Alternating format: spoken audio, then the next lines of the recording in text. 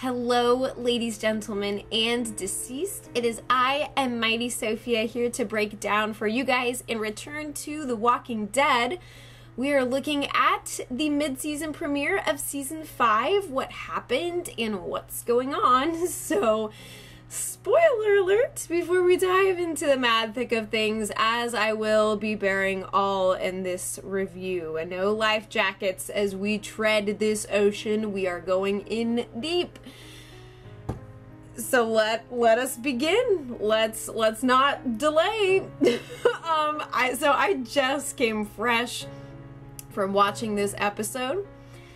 And for all the times that I have come away from an episode of The Walking Dead feeling completely and utterly emotionally compromised, this episode is surprisingly and shockingly up there on the list of episodes that have wrecked my soul and spirit. And this was certainly not what I anticipated, because typically when it comes to the premieres, mid-season premieres, normally the episodes focus on picking up the pieces of what transpired before, or in the case of like Season 3, where actually I think it was the end of Season 3 was a strangely peaceful kind of note. There wasn't any big tragedy that we just came off of, or a huge cliffhanger, really just kind of a transition into the next era of the narrative. Now this time around, I'm sure that we expected that we get a little time to come up for air after what transpired with Beth in the mid-season finale months ago. And that was not exactly the case. But what was fascinating about this episode was its subversion of the idea that we deserve as viewers this kind of emotional reprieve, this break from having to lose characters. Really what's going on right now is there is a sense of desperation unlike ever before for the characters to find a sanctuary and a place to truly settle and be. This is kind of a progression from the perspective of the characters earlier on in the season, who were just freaking happy to be together and on the road again, but no longer is that a viable option. No longer is that keeping these people afloat. And in light of the death of Beth, they're really grasping for straws now. They know that they have to keep moving forward, but how long can they continue to progress? At what point are they simply going to find themselves running in mad circles until they run themselves into the ground, into their graves, you know? And that is a huge theme of this episode. And then of course everything that we experienced with Tyrese was completely and utterly unexpected in my book, not to mention just the entire way that the episode was done and directed, and just the visual and storytelling qualities were so incredibly unique. And it makes me really excited about what we're gonna see for the rest of the season and the different types of heartache we are going to feel. Because in no way are they going to be treading the same old territory, it seems. This episode was directed by Greg Nicotero, who I believe that he's one of the higher-ups in the special effects department as well. So he's behind the gruesome and gory walkers that we see week in and week out on the show, and in keeping that sense of the apocalyptic universe alive and well. And he's also been a real creative powerhouse in the show for quite a long time now. And this episode was truly groundbreaking in that for really the first time ever, not even quite did we experience this in Rick's mental breakdown, but for the first time we had almost an entire episode where we were seated in the subconscious of a single character. And that made everything incredibly avant-garde and really artistic and strange. And you know, I remember that AMC actually released the first 2 minutes of this episode on their YouTube channel, and I was on my way to visit the Sandman, and I thought, hey, I'm gonna watch this before bed and just see what happens to my dreams. And I watched those 2 minutes, and I thought that it was all kind of revolving around the fallout with Beth. But that was not quite to be. I was sort of like, oh, maybe it's a mix of kind of like the past and the present, but we find out at the end of the episode that this was really the future, and it was the future as Tyrese experienced it with his life flashing before his eyes. So that kind of came out of left field for me, but I'll take it. I'll take the tears that I just cried, and I will own them and accept the fact that they exited my orifices on my face. That happened. And right now I'm just sitting here kind of in awe of the way that everything transpired and the way that they, oh man, I could talk about this for hours and hours upon end, which I know those of you who are familiar with my channel are probably recognize, but what, okay, let's try to piece this together. So I knew as soon as, I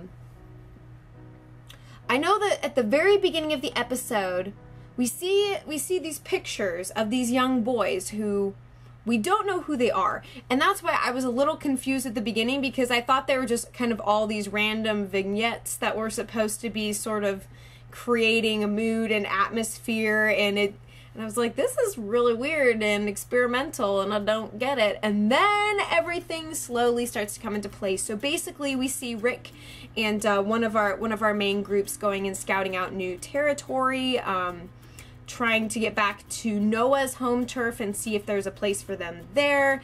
And the residential area has been completely and utterly ravaged, and I don't think that the previous occupants and inhabitants of the area knew that they were supposed to get him in the skull, because there was a lot of sliced up corpses and halves of zombies that they had to drive through and maneuver around, and then just kind of the regular standard woodland wanderers. But yeah, so we have this moment where Noah breaks down and has to see that his home that he had hopes of still being there has been decimated, and for a very long time. We see Tyrese counseling him through having to accept this new reality, and what it reminded me of was very early post-coma Rick, as he is trying to come to grips with what has transpired in the world around him whilst he was sleeping. So that was kind of an interesting parallel that I drew, which I don't know if anybody else did, but it's almost like even though Noah understands what is happening, even when he was at McGrady, it's like he's really getting to see the world for the first time through the lens of loss, which is something that Tyrese was very familiar with.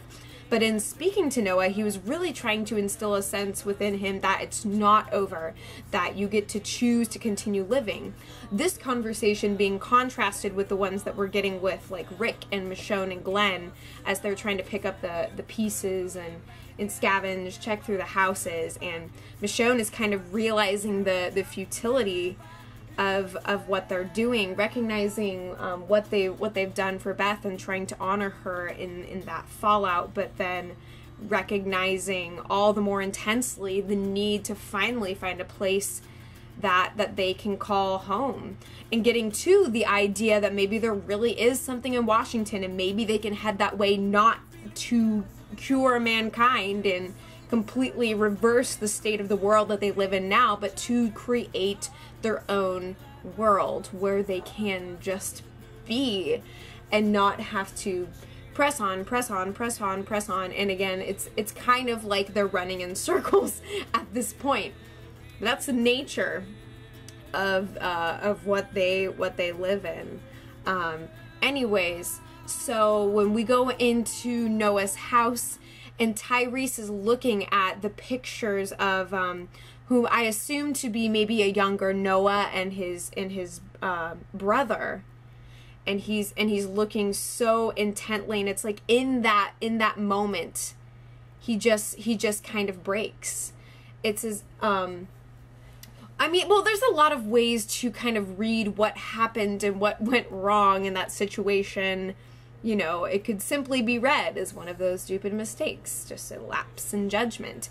But with the way that we see Tyrese's connectedness to those images, and he's really absorbing the momentousness of the situation as Noah is feeling this loss. He kind of absorbs it into himself, and I think is experiencing the shockwaves of his own pain vicariously through seeing these images, these brothers who never get to grow and be together. And then all of a sudden, it is, I believe, Noah's brother who comes in and lays the chomp down on Tyrese's arm, which cues the Psyche Fest and journey through time and space. And it was really an amazing, jaw-dropping ride, and certainly, like I said, not what I anticipated. And I think that is the hallmark of a great step forward in the show, because it can really get kind of repetitive after a while, even with all the tragedies that we see. But, you know, it all starts with that old school radio. We hear some announcer who's talking about, you know, refugees and war and all these things. And we think back to the conversation in the car that Tyrese had with Noah about how his father told him to always keep his eyes open to know what is going on in the world around him as a citizen of that world. It was his duty, his obligation to be aware, to absorb that pain, that grief, and the reality of everything around him, whether near or far.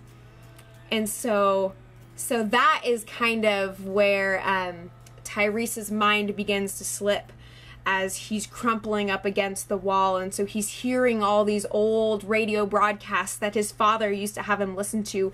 And then one by one, we see the ghosts of not Christmas past begin to arise and to speak into him differently. And what they really serve as are they're representatives of different parts of his mental state, of his subconscious, that are manifested in these people that we have lost in seasons past. And it was such a strange, bizarre fusion, and I think that it worked so effectively as we got to slowly bid goodbye to Tyrese. It wasn't, you know, it was this cold and broken hallelujah. It wasn't just, we weren't allowed to dwell on the stupidity of the fact that he got bitten because he was staring at a picture.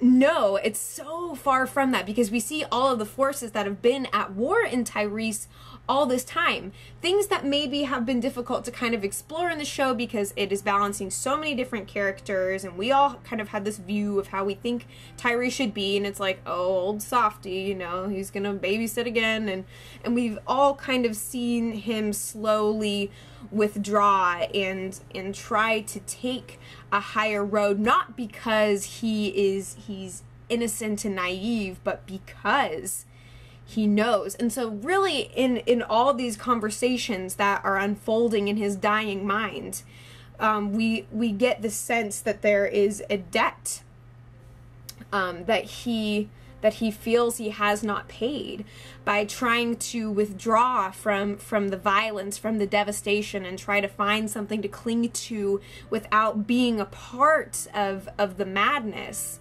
I think there is a regret that is very powerfully manifested in the form of the governor of all people. And I think that was so perfect, because he kept driving home the fact that, you know, you said that you would earn your keep.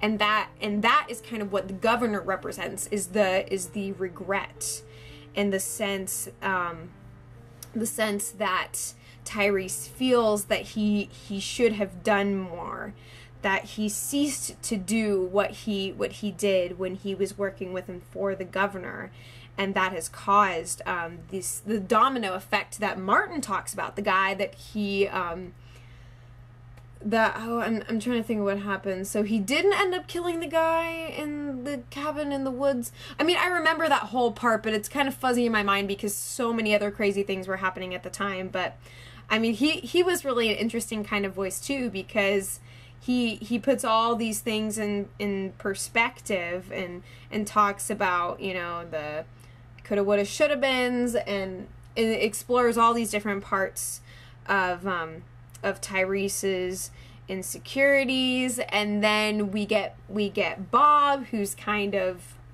you know, he's all determinism mode, like everything is going as it was meant to, this is how it was going to go down, etc., etc. And then we get Beth, who is she's singing about the struggling man. She's kind of singing the soul of Tyrese.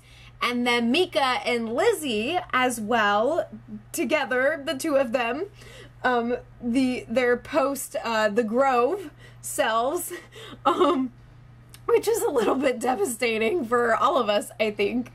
And then they're saying that it's going to be better. It's better this way. And so they kind of represent like a moving towards the light for Tyrese, to re-achieve innocence in death, I think is kind of what that symbolizes. So we've got the governor, who is at the center of Tyrese's fight to live, and in opposing the governor, Tyrese gets to have that final triumph before he lets go, before he's in the car with Bob and Beth driving, and then Mika and Lizzie there beside him.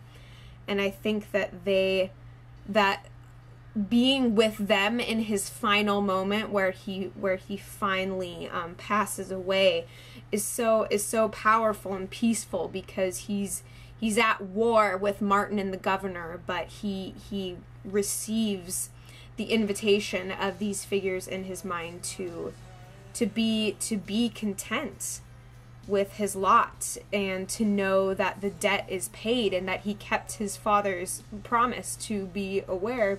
And I don't know why I'm getting all emotional, but that is because it freaking worked. What they did in this episode really worked. They brought these iconic characters back from the dead for a really good and very unexpected purpose. It was a very surreal, experimental, and deeply evocative and emotional episode that I cannot rave enough about, and I really hope that you guys enjoyed it as well, for as painful as it was. I think it was fabulously done. So much to break down and analyze, and I'd love to hear your thoughts in the comments, so please provide them. I'm so excited to talk with you guys again. And I don't... What even? I'm hitting my second wave here. It's not a second wins. This is the second wave. I'm going down once more. But yeah. What a way to begin, ladies and gentlemen. There is nothing off limits and everything possible in this universe of devastation and hope and endurance and stuff. You know, stuff and things is what it all comes down to at the end of the day. But really beautifully done, super cool. A great way to focus in on a single character, because we had these character-centric episodes, but getting this chance to be so invested in the way that Tyrese passes on and all the themes that his death embodies, it's just so good. So good. I love it. Mwah. Many kisses. So thank you guys so much for watching. Whether you agree with me or not, or saw things that I did, or whatever, let's go to the comments. All of us. My Better Call Saul review is going to be late, but that is coming too. So you guys take care. Let me know what I missed in this review, and as always, I will be back before you know it. Mwah.